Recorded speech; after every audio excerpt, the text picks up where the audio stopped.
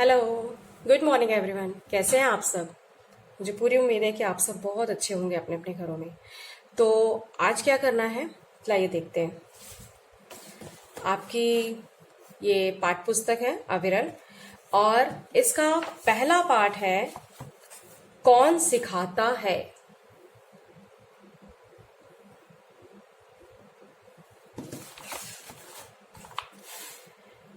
कौन सिखाता है।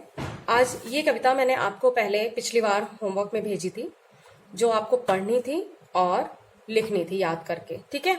बट आज क्या करना है, ये आज नया है, बहुत ध्यान से आप सब देखेंगे और इसके बाद मैं आपको बताऊंगी कि इसमें आपको क्या करना है, ठीक है। तो अभी मैं इस कविता का आपको भावार्थ बताने जा रही हूँ। कौन सिखाता है चिड़ियों को ची ची ची ची करना, कौन सिखाता फुदक फुदक कर उनको चलना फिरना।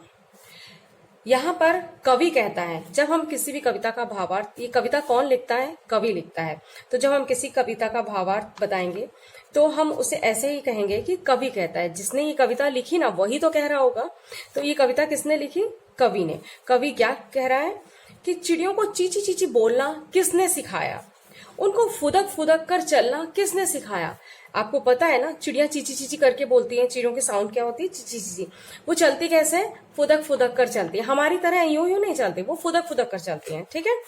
कौन सिखाता फुर से उड़ना, दाने चुग चुग खाना। चिड़िया दाने कैसे खाती है? एक बार उड़ती है, फिर दाना खाती, फिर वहां उड़ के बैठती, फिर दाना खाती, फिर वहां उड़ के बैठती है और फिर दाना खाती है। और कौन सिखाता तिनके लाला कर घोंसले बनाना। चिड़िया घोंसले कैसे बनाती है? वो लकड़ी के छोटे छोटे टुकड़े, जिनको हम तिनका बोलते हैं, लकड़ी के छोटे और पतले पतले टुकड़े जिन्हें हम तिनका बोलते हैं, वो लेकर आती है और उससे अपना घोंसला खुद बनाती है। तो कवि कहता है कि चिड़ियों को इस तरह से उड़ उड़ कर दाने चुगना, और उड़ उड़ कर दाने चुगना मतलब उड़ उड़ कर खाना खाना, या तिनके लाला के लकड़ी के छोटे छोटे टुकड़े लाके और घोंसला बनाना किसने सिखाया है।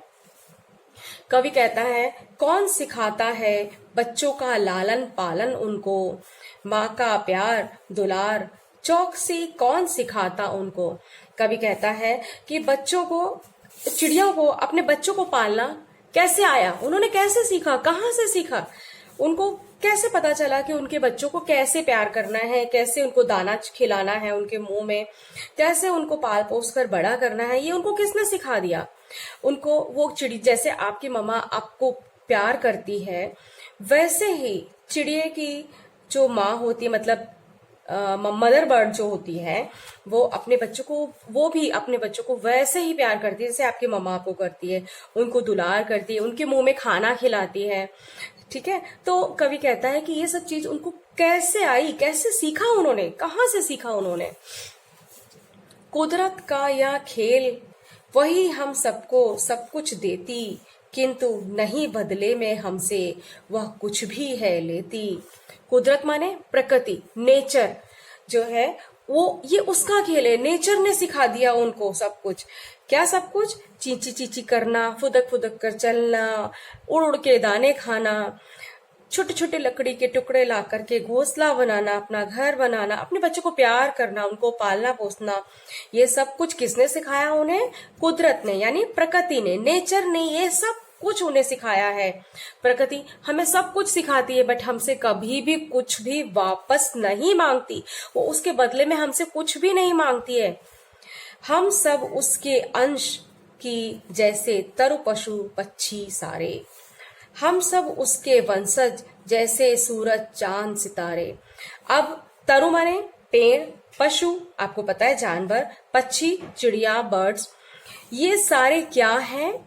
उस प्रकृति के अंश हैं, उस प्रकृति के टुकड़े हैं, और उनके वंशज जैसे सूरज चांद सितारे। और ये सूरज चांद सितारे ये सब भी प्रकृति में ही रहते हैं, ये एक प्रकृति का अंश है, ठीक है।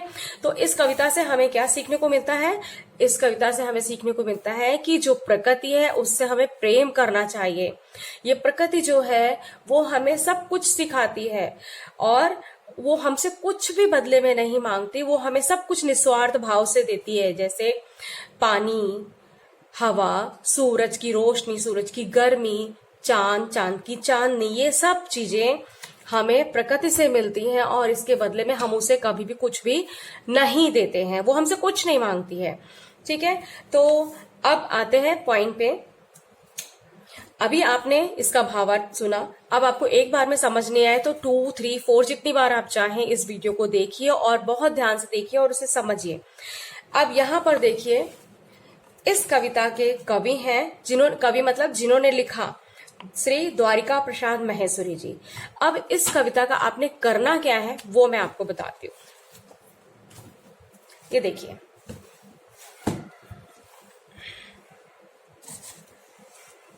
ये आपकी कविता, आपकी बुक की कविता थी, पाठ 1, कौन सी खाता, ये कविता है आपकी।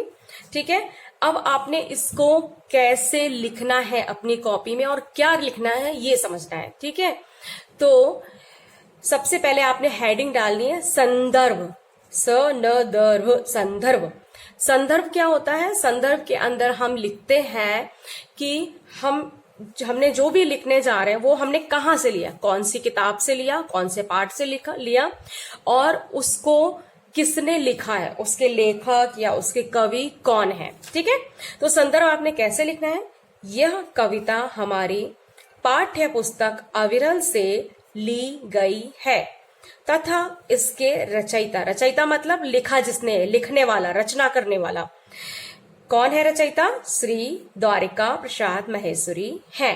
ठीक है, तो पहले आपको सेम यही लिखना है, हेडिंग सेम डालनी है और सेम यही लिखना है आपको। इसके बाद जो होमवर्क होगा वो आप खुद लिखेंगे बेटा। ठीक है, तो नीचे दूसरी हेडिंग आएगी भावार्थ। भावार्थ मतलब अर्थ। अभी जो मैंने आपको इस कविता का अर्थ समझाया था वो आपको यहां पर अपने शब्दों में लिखना है, इजी लैंग्वेज में लिखना, कोई दिक्कत नहीं। ठीक है, इजी लैंग्वेज अपने शब्दों में यहां लिखना। वैसे इसके अंदर बहुत सारी और भी हेडिंग्स आती हैं, बट ये फर्स्ट टाइम है और आप अभी फर्स्ट मतलब क्लास छोटी है तो इसलिए इसके अंदर सिर्फ मैं 2 ही हेडिंग दे रही हूं आपको। नेक्स्ट क्लास में जब आप जाएंगे तो और हेडिंग्स ऐड होती जाएंगी। तो अब ये आपका होमवर्क है कि ये भावार्थ आपको अपने शब्दों में लिखना है, पर शॉर्ट में लिखना, बहुत लेंथी नहीं करना, बहुत लंबा नहीं लिखना है। तो बहुत शॉर्ट में ये भावार्थ आपको अपने शब्दों में, शॉर्ट मतलब कम से कम 10-12 लाइनें होनी चाहिए, इतना शॉर्ट मत कर देना कि 2 लाइनों में खत्म कर दे। ठीक है, तो इस तरह से आपको कंप्लीट करना है। ओके, सबको समझ आ गया? चलो ठीक है, okay, bye bye, take care.